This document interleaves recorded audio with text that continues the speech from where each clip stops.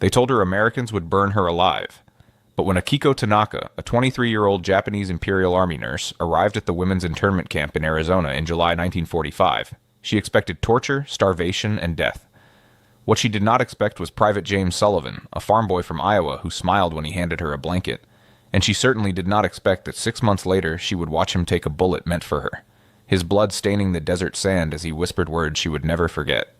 If this story touches you, please hit the like button and subscribe for more powerful World War II accounts that history almost forgot. The train car smelled of sweat, fear, and engine smoke. Akiko pressed her face against the metal wall, trying to catch any breath of fresh air through the narrow gaps. Around her, 17 other Japanese women sat in silence, their faces hollow from months of uncertainty. Some were nurses like her, others were teachers, translators, or clerks who had worked for the Japanese military across the Pacific Islands. The war had ended 3 weeks ago. The atomic bombs had fallen on Hiroshima and Nagasaki, and Emperor Hirohito had surrendered. But for these women, captured during the final months of fighting, the war's end meant only the beginning of a new nightmare. They had been told stories by their superiors about what Americans did to prisoners. The propaganda had been clear and terrifying. The train slowed, its brakes screeching against metal. Through the gaps, Akiko could see nothing but endless brown desert stretching toward distant mountains. The Arizona landscape was alien to her, so different from the green islands where she had tended wounded soldiers, so different from her hometown near Kyoto with its rice fields and cherry trees. The doors rolled open with a bang. Bright sunlight poured in, blinding them after hours in the dim car. Akiko raised her hand to shield her eyes. Outside, American soldiers stood in formation, rifles held across their chests. Guard towers rose against the blue sky. Barbed wire glinted in the afternoon sun. "Out! Everyone out!" a voice shouted in broken Japanese. The women stood on shaking legs. Akiko's muscles cramped from sitting so long. She was the first to step down onto the dusty ground. The heat hit her like a physical blow. In Okinawa, where she had been captured, the air had been thick and humid. Here the heat was dry, burning, sucking the moisture from her skin within seconds. The desert smelled different from anything she had known. Dust and sagebrush, something sharp and clean.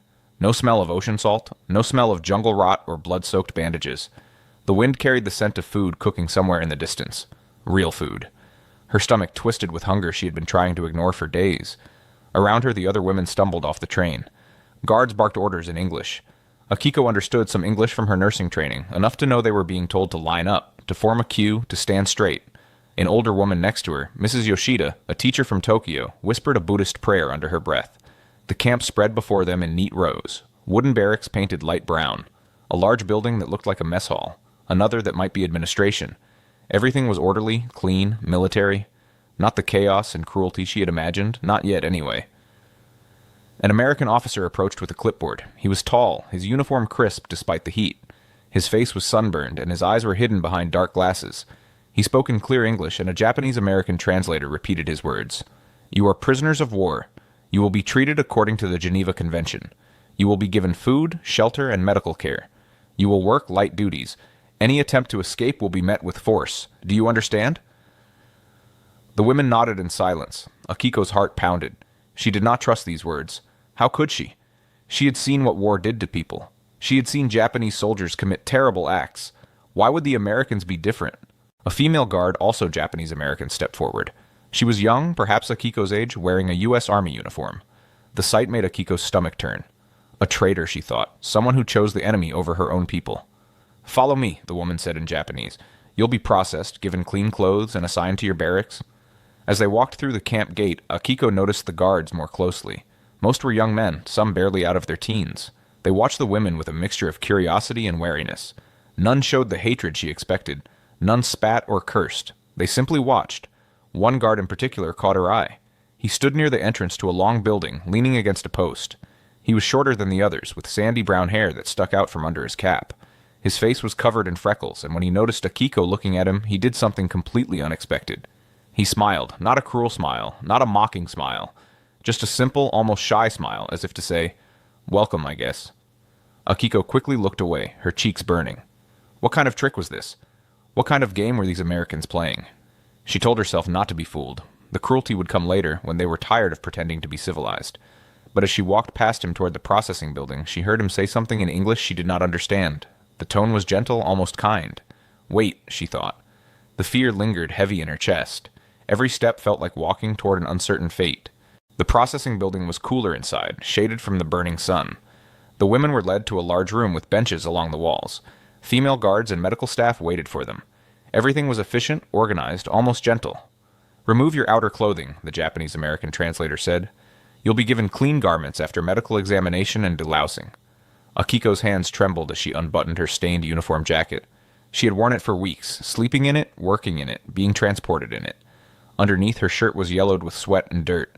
She felt ashamed of her appearance, of her smell, of the lice that she knew crawled in her hair. The medical examination was quick. An American nurse, middle-aged with kind eyes, checked her temperature, looked in her mouth and ears, examined her skin for diseases. The nurse worked with professional detachment, but not cruelty. She even smiled slightly when she was finished. "Healthy," she said in English, making a note on a chart. Then came the showers. Akiko had expected cold water, perhaps a humiliating public washing. Instead, she was led to a tiled room with individual shower stalls. Hot water poured from the pipes. Real soap was handed to her, a thick white bar that smelled of lavender. She stood under the hot water and felt tears mixing with the streams running down her face. For the first time in months, she was clean. Truly clean. The water turned brown at her feet, carrying away the dirt and grime of captivity. She scrubbed her hair 3 times, working the soap into a lather, feeling the lice wash away. When she emerged, wrapped in a rough but clean towel, she found new clothes waiting. Not a prisoner uniform as she had expected, but simple civilian clothes. A cotton dress, undergarments, socks, and canvas shoes. Everything fit reasonably well. In the mirror hanging on the wall, Akiko barely recognized herself. Her face was thinner than before the war, her cheekbones sharp. But her skin was clean, her hair damp and hanging loose around her shoulders. She looked almost human again. Mrs. Yoshida emerged from another stall, also dressed in new clothes. The older woman's eyes were red from crying. "They gave us soap," she whispered in Japanese. "Hot water, clean clothes. Why?" Akiko had no answer. She only shook her head.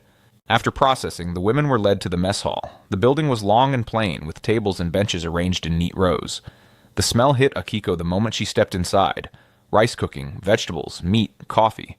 Her mouth watered instantly and her stomach clenched with desperate hunger. American soldiers and female guards ate at some tables. At others, more Japanese women prisoners sat, some who had arrived in earlier transports. They looked healthier than Akiko's group, their faces fuller, their movements less tired. A guard directed them to a serving line. Behind a counter, cooks in white aprons stood ready with large pots and serving spoons. Akiko picked up a metal tray, her hands shaking slightly. The first cook placed a large scoop of white rice on her tray. Real rice, steaming and perfectly cooked. Not the mixture of barley and weeds she had eaten in the final months of the war. The second cook added vegetables, carrots, green beans, onions. The third added meat, what looked like beef in gravy, then bread, soft rolls with butter, and a cup of hot coffee. Akiko stared at the tray in her hands. This was more food than she had seen in a single meal in over a year. During the last months on Okinawa, meals had been watery soup and handfuls of rice, sometimes nothing at all. The hospital where she worked had run out of supplies. They had eaten whatever they could find. She sat at a table with Mrs. Yoshida and 2 younger women. For a long moment, no one touched their food. They simply stared at it as if it might disappear. "Is it poisoned?" one of the younger women whispered. "No," Akiko said quietly. "Look, the Americans eat the same food. It comes from the same kitchen." She picked up her fork, her hand still trembling, and took a small bite of rice. The taste exploded in her mouth. Perfect, fluffy, delicious rice. She closed her eyes and chewed slowly, savoring it. When she swallowed, she felt the warmth travel down her throat into her empty stomach. Around her, the other women began to eat. Some cried silently as they chewed. Others ate mechanically as if afraid to acknowledge what was happening. Mrs. Yoshida set down her fork after 3 bites and pressed her hands to her face. "My daughters," she said, her voice breaking. "My daughters in Tokyo are starving. The city is destroyed. They wrote me that they eat grass and tree bark. And here I sit eating beef and rice." The table fell silent. Everyone understood. They were prisoners, yes, but they were being fed better than their own families back in Japan. The shame of it was almost unbearable. Akiko forced herself to keep eating. She could not let this food go to waste. Her body needed it. But each bite tasted of guilt. From across the room, she noticed guards watching them. One was the freckled young man from earlier, the one who had smiled at her. He stood near the wall, his arms crossed, his expression curious but not hostile. When he caught her looking, he gave a small nod. Akiko quickly looked away, focusing on her food. After the meal, the women were escorted to their barracks.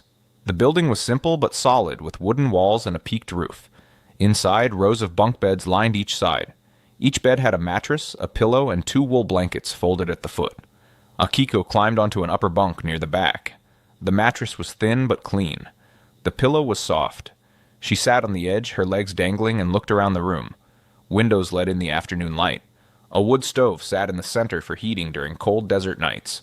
At the end of the room was a small table with paper and pencils. "We can write letters," the Japanese-American guard explained. "1 letter per week to family in Japan. All letters will be read by censors before being sent." 1 letter per week. Akiko thought of her parents in their village near Kyoto. They must believe she was dead by now. The Red Cross had not been able to track everyone during the chaos of the war's end. If she could write to them, tell them she was alive. But what would she say? How could she explain where she was? How could she tell them she was eating well while they likely starved? As the evening approached, the women settled into their bunks. Some whispered to each other. Others wrote letters on the paper provided. A few simply lay down and stared at the ceiling. Akiko pulled the wool blanket over herself. It was rough but warm. Outside, she could hear guards walking past, their boots crunching on gravel. Someone was singing in English, a slow country song carried on the wind. She thought about the day's events, the train ride, the hot shower, the meal, the beds. None of it made sense. Where was the cruelty? Where was the torture? She had been prepared for violence, for humiliation, for death. Instead, she had been given soap and rice and a bed. Mrs. Yoshida climbed into the bunk below hers. In the dim light, her voice drifted up. "Akiko-san, do you think this is real, or are we dead and this is some strange afterlife?" Akiko stared at the wooden ceiling. "I don't know, but if this is death, it is kinder than I expected." Outside, the desert night fell quickly. Stars appeared in the vast sky. The air cooled rapidly. And somewhere in the darkness, guards patrolled the perimeter, protecting the camp from the outside world, or perhaps protecting the world from the prisoners within. The days in the camp settled into a routine that felt both strange and comforting. Each morning a bell rang at 6 o'clock. The women would wake, dress, and make their beds with military precision. Breakfast followed at 6:30 in the mess hall. Oatmeal or eggs, toast with jam, coffee or tea. Always more food than Akiko had seen in the final year of the war. After breakfast came work assignments. The camp commandant had made it clear that all prisoners would work, but the work was light by military standards. Some women worked in the camp kitchen, helping prepare meals. Others worked in the laundry, washing uniforms and linens. Still others tended a vegetable garden that supplied fresh produce for the camp. Akiko was assigned to the camp infirmary. When the medical staff learned she had been a nurse, they put her skills to use immediately. She would work under the supervision of the camp doctor, Captain Reynolds, treating minor injuries and illnesses among both prisoners and guards. The infirmary was a clean, well-stocked building with real medical supplies, bandages, antiseptics, medicines. After working in field hospitals with almost nothing, Akiko found the abundance overwhelming. They even had enough morphine for pain relief, something she had not seen since 1943. Captain Reynolds was a thin, serious man in his 40s. He treated Akiko with professional respect, explaining procedures in simple English and watching carefully to ensure she understood. He never raised his voice, never showed frustration when she made mistakes. "You're a good nurse," he told her after her first week. "Your training shows." The compliment caught her off guard. She bowed slightly, unsure how to respond. Work hours were from 7 in the morning until 4 in the afternoon, with an hour break for lunch. After work, the women had free time. They could write letters, read books from a small library, or simply rest. Dinner was served at 6, another substantial meal that never failed to trigger conflicting emotions of gratitude and guilt. In the evening, some women gathered to talk, to share memories of home, to comfort each other. Others preferred solitude, processing their situation in private. Akiko found herself somewhere in between, sometimes joining the group, sometimes retreating to her bunk with a book. The camp even had a small store where prisoners could buy items with the wages they earned from working. Soap, toothpaste, paper, pencils, occasionally chocolate or cigarettes. The wages were small, but they were wages nonetheless. Prisoners being paid for their labor was something Akiko had never imagined. Letters from home began to arrive in the 3rd week. Not everyone received them, but those who did shared the news with others. The letters painted a grim picture of Japan after the surrender. Tokyo was in ruins. Whole neighborhoods burned to ash by firebombing. Food was scarce. The black market thrived while ordinary people starved. The occupation forces had arrived, bringing more uncertainty. Families did not know what the future held. Mrs. Yoshida received a letter from her eldest daughter. She read it aloud to a small group one evening, her voice breaking. "Mother, we are so relieved to know you are alive. Tokyo is destroyed. Our house burned in March. We live in a shelter made from scraps. We eat once a day if we are lucky. Sweet potatoes and thin soup. Father's health is poor. He cannot work. Please, if there is any way you can send food, we are desperate." The room fell silent. Outside, the smell of dinner cooking drifted from the mess hall. The women could hear guards laughing about something. The contrast was unbearable. Akiko received her first letter from her mother. Her hands shook as she opened it. My dearest Akiko, we wept with joy to learn you survived. We feared you had died in Okinawa. The village has suffered much. Many young men never returned. Food is scarce, but we manage. Your father works in the fields when his strength allows. We think of you every day. Please stay strong. We pray for your return. Her mother did not beg for food or help. That was not her way. But Akiko could read between the lines. We manage meant they were barely surviving. Food is scarce meant they were hungry. That night, Akiko lay in her bunk and thought about the meal she had eaten that evening. Fried chicken, mashed potatoes, green beans, and apple pie for dessert. Apple pie. A luxury so absurd it seemed like a dream. She thought about her parents eating thin rice gruel if they had rice at all. The guilt was like a weight pressing on her chest, making it hard to breathe. Around the camp, the American guards seemed oblivious to the prisoners' inner turmoil, or perhaps they simply did not understand. How could they? America had not been bombed. American cities still stood. American families still had food. Some guards were friendly, others distant. Most treated the prisoners with neutral professionalism. But one guard in particular seemed to appear wherever Akiko was working. Private James Sullivan. Private Sullivan was the freckled young man who had smiled at Akiko on her first day. He was 21 years old, from a farm in Iowa, and he had volunteered for the Army in 1943. He spoke with a soft Midwestern accent and had a habit of whistling while he walked his rounds. Akiko first spoke to him during her second week in the infirmary. A guard had cut his hand on barbed wire, and Captain Reynolds sent the man to Akiko for bandaging. The guard was Private Sullivan. "Hello," he said as he entered, holding his bleeding hand. "Heard you're the best for this kind of thing." Akiko gestured for him to sit. She examined the cut carefully. It was deep but clean, not infected. "Hurt?" she asked in halting English. "A bit," he admitted, wincing as she cleaned the wound with antiseptic. "But I've had worse. Farm life, you know. Accidents happen." She did not fully understand his words, but his tone was conversational, easy. He did not seem uncomfortable being treated by a Japanese prisoner. She wrapped his hand in clean bandages, working carefully. "Thank you," he said when she finished. He flexed his fingers, testing the bandage. "Good work." He smiled at her again, that same simple, genuine smile. Then he left. After that, Private Sullivan seemed to be assigned to guard duty near the infirmary often. He would nod to Akiko when he saw her. Sometimes he would say good morning in English. Once he tried to say it in Japanese, "Ohayo gozaimasu," but his pronunciation was so mangled that Akiko could not help but smile slightly. He noticed her smile and grinned. "That bad, huh? I'm trying to learn. Not very good at it, though." Over the following weeks, small interactions accumulated. Private Sullivan would bring her coffee from the mess hall when she worked late. He would hold the door open for her. Once, when a sudden rainstorm hit and Akiko was caught between buildings, he jogged over with an umbrella and walked her to the barracks without a word. These gestures confused Akiko. She did not understand why this American soldier was being kind to her. Was it pity? Was it some kind of game? She remained guarded, polite but distant. One afternoon, Private Sullivan was assigned to escort a group of prisoners, including Akiko, to work in the vegetable garden outside the main camp fence. The garden was about 200 yards from the barracks, near a small creek that provided irrigation water. As they worked, pulling weeds and harvesting tomatoes, Private Sullivan leaned against a fence post in the shade, watching them with a relaxed posture. He was not like some guards who stood rigid and hostile. He seemed almost bored, or perhaps just comfortable. During a water break, he approached Akiko, who was wiping sweat from her forehead. "Hot today," he said, offering his canteen.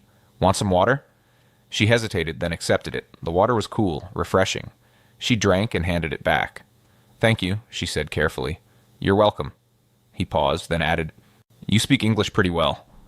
"A little," she replied. "I study before war, for nursing." "Nursing, right? That makes sense." He looked at her thoughtfully. "Must have been tough, being a nurse in the war." She did not know how to respond to that. How could she explain what she had seen? The blood, the screaming, the men dying from wounds that could have been treated if only they had supplies? She simply nodded. "War's over now," Private Sullivan said quietly. "That's something at least." The words hung in the air. Yes, the war was over, but what did that mean really? Japan had lost. She was a prisoner. Her country was occupied. Her family was starving. "Your family?" she asked suddenly, surprising herself. "They are. Okay?" He looked surprised by the question, then smiled. "Yeah, they're fine. My mom writes me every week. My dad and brothers are running the farm. They're good." She nodded, feeling the familiar twist of envy and guilt. His family was safe, well-fed, untouched by war's destruction. As if reading her thoughts, Private Sullivan's expression softened. "I'm sorry about what happened to Japan. all the bombing, the destruction. War's hell for everybody. His sympathy was unexpected. Akiko felt tears prick her eyes and quickly looked away. She would not cry in front of this American. She would not show that weakness. "Back to work," she said, returning to the garden. But as she knelt among the tomato plants, she was aware of Private Sullivan watching her from his post by the fence, his expression thoughtful. As autumn arrived in the Arizona desert, bringing cooler temperatures and shorter days, Akiko found herself changing in ways she could not fully articulate. The initial shock of captivity had faded. She no longer woke each morning expecting cruelty. The routine of camp life had become familiar, almost comfortable. But this comfort brought its own kind of torture. Late at night, lying in her bunk, Akiko would think about the propaganda she had been taught. Americans were demons, barbarians who would show no mercy. She had believed this completely. The military had shown them photos, told them stories, prepared them for the worst. And yet here she was, clean, fed, safe, working as a nurse again, using her skills to help people. The American guards were not demons. They were young men, far from home, doing their duty. Some were kind, like Private Sullivan. Others were indifferent. None were cruel. How could everything she had been told be wrong? One evening, Mrs. Yoshida sat with Akiko after dinner. The older woman had received another letter from her daughter. The news was not good. Her husband had died of illness, likely malnutrition. Her daughters were struggling to survive. "I eat 3 meals a day while my family starves," Mrs. Yoshida said, staring at her hands. "What kind of mother am I?" "You cannot help them from here," Akiko replied. "Starving yourself would not feed them." "I know. But the guilt—" "Akiko-san, I find myself grateful to be here. Grateful to be a prisoner. What does that make me?" Akiko had no answer. She felt the same way. How could she be grateful to her captors? How could she feel safer here than she had in her own country's army? The transformation was subtle but relentless. It happened in small moments. An American nurse teaching her a new medical technique and treating her as a colleague, not a prisoner. Captain Reynolds asking her opinion on a patient's treatment. Private Sullivan sharing an orange from his care package, saying simply, "Thought you might like this." Each kindness chipped away at the wall she had built around her heart. Each moment of humanity made it harder to maintain her hatred. She began to see the Americans as individuals. Private Sullivan was not the enemy. He was Jimmy, a farm boy who missed his mother's cooking and wrote letters home every Sunday.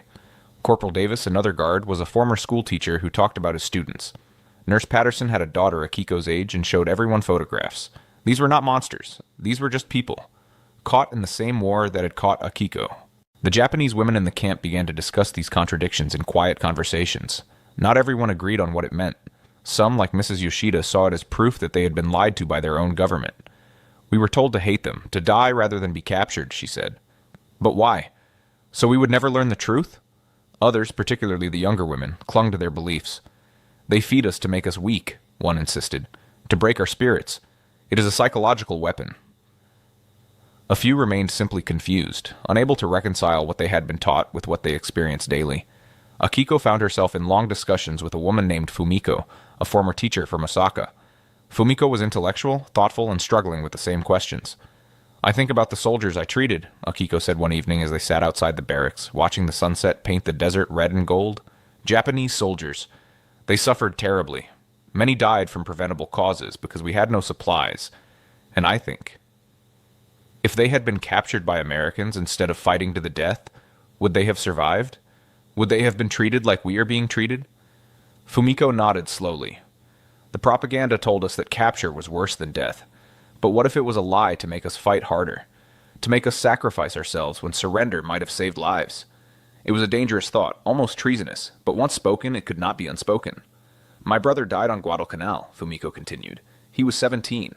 I think about him starving in the jungle, sick with malaria, fighting Americans who probably had food and medicine. If he had surrendered, would he be alive today?" Tears rolled down her cheeks. Akiko reached out and took her hand. Around them, other women sat in small groups, having similar conversations. The camp was quiet except for the evening sounds. Guards changing shifts, someone playing a harmonica, the wind rustling through desert brush. Inside the barracks, a radio played American music. At first, the women had ignored it or found it jarring. But now some of them hummed along to the melodies, even though they did not understand the words. Cultural barriers were breaking down in small ways. A few women had started learning more English, practicing with the Japanese-American guards. Others had begun to enjoy American food, even requesting seconds of dishes that had seemed strange at first. This integration was not universal. Some women resisted fiercely, seeing it as betrayal. They ate only what they needed to survive, refused to learn English, and kept themselves isolated. Akiko understood their position even if she could not maintain it herself. The world had changed. Japan had lost the war. The empire was gone. They were prisoners in a foreign land, and the only way forward was adaptation. The true turning point for Akiko came in late November. Thanksgiving, the Americans called it. A holiday she did not understand, but the guards were excited about it for weeks. The camp commandant decided that the prisoners would be included in the Thanksgiving celebration. A special meal was prepared: roasted turkey, stuffing, cranberry sauce, mashed potatoes, rolls, pumpkin pie. The mess hall was decorated with autumn leaves and paper turkeys made by someone's children back home. The prisoners were invited to eat with the guards, all at the same time in the same space. No separation between captor and captive for this one meal. Akiko sat at a long table across from Private Sullivan and Corporal Davis. The amount of food on her plate was staggering. She had never seen a turkey before, certainly never tasted one. Private Sullivan noticed her hesitation. "It's good," he said, demonstrating by taking a bite of turkey. "Try it. This is a real American Thanksgiving." She cut a small piece and tasted it. The meat was tender, flavorful, unlike anything she had eaten before. Despite herself, she smiled. "Good?" Private Sullivan asked. "Good," she confirmed. Around the mess hall, similar scenes played out. Guards and prisoners talking, sharing food, laughing at jokes translated awkwardly between languages. For a few hours, the war seemed distant, almost forgotten. Captain Reynolds stood and gave a short speech about gratitude and hope for the future. The Japanese-American translator repeated his words, and some of the prisoners wiped tears from their eyes. After the meal, as Akiko walked back to the barracks in the cool evening air, she felt something shift inside her. This was not just about food or kindness anymore. This was about a fundamental recognition that transcended nations and armies. These Americans had defeated Japan. They had every reason to be cruel, to seek revenge for Pearl Harbor and the long, bloody war. Instead, they chose to feed their enemies turkey and pie. They chose to treat prisoners as human beings deserving of dignity. Why? The answer came to her slowly over the following days and weeks. It was not about being weak or soft. It was about values, about principles that went deeper than military victory. The Americans believed in certain ideas about human rights, about the treatment of prisoners, about the rules of war, and they lived by those principles even when it was difficult. Japan had claimed to fight for honor and empire. But what honor was there in the things she had witnessed? The starvation of soldiers, the desperate banzai charges, the propaganda that convinced young men to die rather than surrender. The Americans had power, real power, but they used it differently than she had been taught to expect. This recognition was both liberating and terrifying. If everything she believed about the enemy was wrong, what else might be wrong? What about the emperor, whom she had been taught was divine? What about the greater? East Asia co-prosperity sphere, the justification for the entire war? One by one, the pillars of her worldview were crumbling, and in their place something new was growing. Not quite trust, not quite forgiveness, but a grudging respect for the enemy who had defeated her country and then inexplicably showed mercy. December brought cold winds and occasional frost to the Arizona desert. The camp prepared for winter, though winter here was mild compared to what Akiko remembered from Japan. Still, the nights grew cold enough that the wood stoves in the barracks burned constantly. On December 15th, a Saturday, Akiko was assigned to a work detail outside the camp fence. A storage shed needed to be cleaned and reorganized, and 6 women were selected for the job. Private Sullivan and another guard, Private Wilson, would escort them. The shed was about a quarter-mile from the main camp, near the access road. It contained tools, spare parts, and maintenance supplies. The work was simple. Sweep out the dust, reorganize the shelves, and create an inventory list. The day was clear and cold, the sun bright in a pale blue sky. Akiko worked alongside Fumiko and Mrs. Yoshida, sweeping and sorting while the 2 guards stood outside, chatting and smoking cigarettes. Around noon, a truck appeared on the access road, approaching from the direction of the nearest town. Private Sullivan walked out to meet it, expecting a supply delivery. Private Wilson remained by the shed door. But something was wrong. The truck was moving too fast, bouncing over the rutted road. As it got closer, Akiko could see through the shed door that it was not a military vehicle. It was a civilian truck, old and battered, with 2 men in the cab. Private Sullivan held up his hand, signaling the truck to stop. It did not slow down. "Hey," Private Sullivan shouted, bringing his rifle up. "Stop the vehicle." The truck skidded to a halt about 30 yards away. The doors flew open and 2 men jumped out. Both carried rifles. Their faces were twisted with anger, and even from inside the shed, Akiko could hear them shouting. "Jap lovers," one man screamed. "You protect these animals while our boys died." Private Wilson immediately moved toward Private Sullivan, his own rifle ready. "Sir, you need to leave this area. This is military property." "We ain't leaving until we get justice," the second man yelled. He was older, his face weathered and hard. "My son died at Iwo Jima, killed by these yellow devils, and you're treating them like guests." Akiko's blood turned cold. This was what she had feared from the beginning. This was the hatred she had expected. These American civilians wanted revenge, and she and the other women were easy targets. Inside the shed, the women froze. Fumiko grabbed Akiko's arm. "What's happening?" "Trouble," Akiko whispered. Private Sullivan stepped between the armed men and the shed. His voice was calm but firm. "I understand you're angry, but these prisoners are under military protection. You need to leave. Now." "Step aside, boy," the older man said, raising his rifle. "This ain't your fight." "Yes, it is," Private Sullivan replied. "I have orders to protect these prisoners. I will follow those orders." The situation was escalating fast. Private Wilson had moved to the side, trying to flank the civilians, but they were watching him. The younger civilian swung his rifle toward Wilson. "Don't," Wilson warned. Inside the shed, Mrs. Yoshida whispered a prayer. Fumiko was shaking. Akiko felt paralyzed, unable to move, unable to think. This was it. This was how she would die. Shot by angry civilians while American guards watched, or perhaps while trying to protect her. But would they? Would these guards really risk their lives for enemy prisoners? The answer came in the next moment. The older civilian raised his rifle, aiming at the shed. "They shouldn't have lived when our boys died," he shouted. And he fired. The bullet tore through the air with a crack that echoed across the desert. Akiko saw Private Sullivan move, saw him dive toward the shed door, putting himself between the gunman and the women inside. The second shot hit him in the chest. Private Sullivan staggered, his hand going to the wound. Blood spread across his uniform, dark and wet. He fell to his knees, then collapsed onto his side. Everything happened fast after that. Private Wilson fired, hitting the older civilian in the leg. The man screamed and went down. The younger civilian dropped his rifle and raised his hands, terrified. "Don't shoot! Don't shoot!" Wilson kept his rifle trained on them. "On the ground! Now!" More shots rang out in the distance. Guards from the main camp had heard the gunfire and were racing toward them. A siren began to wail, but Akiko was not thinking about any of that. She ran from the shed, falling to her knees beside Private Sullivan. His eyes were open, staring at the sky. Blood poured from the wound in his chest. She pressed her hands against it, trying to stop the bleeding, but there was so much blood. "Sullivan," she shouted, using his name for the first time. "Jimmy, stay with me." He turned his head slightly, his eyes focusing on her face. He tried to smile, that same simple smile he always gave her. "You're... okay," he whispered. "Good." "Don't talk," Akiko said, tears streaming down her face. "Help is coming. You'll be okay. You have to be okay." But she was a nurse. She knew what a chest wound looked like. She knew what it meant when blood came from the mouth, when breathing became shallow and labored. He was dying. "Tell my mom," he gasped, his voice fading. "Tell her. I did my job. Protected innocent people." "You did," Akiko sobbed. "You saved us. You saved me." His hand reached up, shaking, and touched her arm. "Not demons," he whispered. "Just people. I knew. From the start." Then his hand fell. His eyes went distant. His chest stopped moving. Private James Sullivan, 21 years old, farm boy from Iowa, died in the Arizona desert with his head in the lap of a Japanese prisoner he had sworn to protect. Akiko held him and screamed, a sound of anguish that came from somewhere deep inside her, a place where all the pain and confusion and guilt and grief of the past months lived. Guards surrounded them. Someone pulled her away from the body.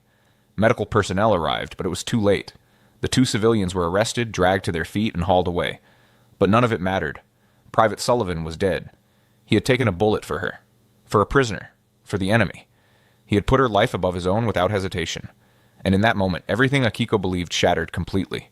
The camp went into lockdown after the shooting. The two civilians were turned over to local authorities and charged with murder and attempted murder. The incident made headlines across the country. POW guard dies protecting Japanese prisoners. Akiko spent 3 days in the infirmary, treated for shock. She could not eat, could not sleep. Every time she closed her eyes, she saw Private Sullivan falling, saw the blood spreading across his chest, heard his final words. Captain Reynolds stayed with her, talking quietly, making sure she drank water and took small bites of food. Nurse Patterson sat with her at night when the nightmares came. "He was a good man," Captain Reynolds said. "He believed in doing what was right, even when it was hard." "He died for me," Akiko whispered. "I am the enemy. Why would he do that?" "Because you're not the enemy," Captain Reynolds replied. "Not to him. To him you were just a person who needed protecting. That's who Jimmy was." The funeral was held on a cold December morning. The entire camp attended, prisoners and guards alike. Private Sullivan's body was placed in a flag-draped coffin. His fellow guards served as pallbearers. A chaplain gave a eulogy about sacrifice and duty and the better angels of our nature. Akiko stood with the other prisoners, wearing a black armband. She wept openly, no longer caring who saw. Around her, other women cried too. Even those who had resisted connecting with the Americans were moved by what had happened. When the chaplain asked if anyone wanted to speak, Akiko surprised herself by stepping forward. Her English was halting, imperfect, but she spoke from the heart. Private Sullivan. He show me kindness when I expect hate. He treat me like human when I am prisoner. He die protecting me, enemy person. I will never forget. I carry his sacrifice all my life. He teach me people can be good, even in war, even to enemy. She bowed deeply, the Japanese gesture of ultimate respect, and returned to her place. After the funeral, the camp commandant announced that Private Sullivan would be posthumously awarded the Soldier's Medal for heroism. His family would be notified. His name would be honored. But no medal could bring him back. No honor could undo his death. In January 1946, the first groups of Japanese POWs began to be repatriated. Ships were being organized to transport prisoners back to occupied Japan. The war had been over for 5 months. It was time to return to whatever remained of their homeland. Akiko received the news with mixed feelings. Part of her desperately wanted to see her parents, to return to the village where she had grown up, to smell the cherry blossoms in spring. But another part of her dreaded leaving the safety of the camp, the routine she had come to know, the people she had worked with. Most of all, she could not stop thinking about Private Sullivan. His death had changed her in ways she was still discovering. She found herself thinking about his mother on the Iowa farm, receiving the telegram about her son's death. She thought about his father and brothers, working the fields without him. She wrote a letter to his mother. It took her a week to compose it, with help from Nurse Patterson to correct her English. Dear Mrs. Sullivan, my name is Akiko Tanaka. I was a prisoner at the camp where your son served. I am writing to tell you that your son was a hero. He died protecting me and other prisoners from men who wanted to kill us. He did not have to do this. We were the enemy, but he saw us as people deserving of protection. Your son was kind to me. He smiled, he shared his food. He treated me with dignity when he could have treated me with hate. Because of him I learned that not all enemies are monsters. Because of him I learned that people can choose kindness even in war. I am sorry I cannot give you back your son. I am sorry that he died protecting someone like me. But please know that his sacrifice was not in vain. He changed my life. He changed how I see the world. He showed me that there is still good in people even when everything seems dark. I will remember him always. I will tell my children and grandchildren about the American soldier who died protecting a Japanese prisoner. His name will live on in my family forever. With deepest respect and sorrow, Akiko Tanaka. She gave the letter to Captain Reynolds, who promised to ensure it reached Mrs. Sullivan. Whether she would ever receive a reply, Akiko did not know, but she needed to write it, needed Mrs. Sullivan to know that her son had not died for nothing. In March 1946, Akiko boarded a ship bound for Japan. She stood on the deck with dozens of other former prisoners, watching the American coastline fade into the distance. She was going home, but she was not the same person who had arrived 9 months earlier. The journey across the Pacific took 2 weeks. The ship was crowded, the accommodations basic, but no one complained. They were going home. That was all that mattered. When the ship finally entered Tokyo Bay, Akiko stood at the rail and stared at the devastated city. The propaganda photographs had not done justice to the destruction. Tokyo was flattened, burned, reduced to rubble and ash. Only a few buildings still stood. Smoke still rose from some areas. This was what defeat looked like. The former prisoners were processed through a repatriation center and released to find their families. Akiko took a train to her village, traveling through a landscape of destruction. Cities were ruins. Factories were bombed shells. People looked thin and haunted. Her village had been spared the worst of the bombing because it had no military value, but it had not escaped the war's impact. Food was scarce. Many young men had not returned. The occupation forces maintained control, American soldiers now stationed even in rural areas. When Akiko finally walked up the path to her family's house, her mother came running out, crying and laughing at the same time. Her father stood in the doorway, tears streaming down his weathered face. "You're alive," her mother sobbed, holding her. "You're alive." That night, sitting around the low table in their small house, Akiko told them about her captivity. She told them about the food, the medical work, the kindness of some guards, and she told them about Private Sullivan, the American soldier who had died protecting her. Her father listened in silence, his expression unreadable. When she finished, he spoke quietly. "The world has changed, Akiko. Everything we believed, everything we were taught, much of it was lies. We must learn to live in this new world, with new truths." "I know, Father," she replied. "I learned that in America." In the years that followed, Akiko worked as a nurse in Tokyo, helping rebuild the country's shattered medical system. She married a schoolteacher, had 3 children, and lived to see Japan rise from the ashes to become a prosperous, peaceful nation. But she never forgot Private James Sullivan. She kept a photograph of him that Captain Reynolds had sent her, given by Sullivan's mother in response to Akiko's letter. In the photo, Sullivan stood in front of a barn in Iowa, young and smiling, his whole life ahead of him. She told her children about him. She told her grandchildren. The story became a part of her family's history. The American soldier who sacrificed himself for a Japanese prisoner, proving that even in the darkness of war, humanity could shine through. And so the bullet that took Private James Sullivan's life became more than an act of violence. It became a testament to something greater, the belief that all people, even enemies, deserve protection and dignity. For Akiko Tanaka, that moment in the Arizona desert became the defining event of her life, the moment when everything she believed shattered and reformed into something new. She had arrived at the camp expecting torture and death. She had been prepared to die with hatred in her heart. Instead, she found kindness from unexpected sources, and when death came, it came for her protector, not for her. Private Sullivan could have stepped aside. He could have let the angry civilians have their revenge. No one would have blamed him. These were enemy prisoners, representatives of a nation that had killed thousands of Americans. But he did not step aside. He stepped forward. He put himself between the guns and the women he had sworn to protect, and he paid for that choice with his life. The contradiction was almost unbearable. The enemy showed more honor than her own propaganda had taught her to expect. The Americans, who had every reason to hate, chose mercy instead. And one young soldier, barely more than a boy, chose to die rather than let innocent people be murdered. Years later, when Japan and America had become allies, when the war was taught in history books as something from another era, Akiko would stand at memorials and look at the names of the dead. She would think of Private Sullivan and whisper a Buddhist prayer for his soul, hoping that somehow, somewhere, he knew that his sacrifice had mattered. She would tell anyone who would listen about the American guard who took a bullet for a Japanese prisoner.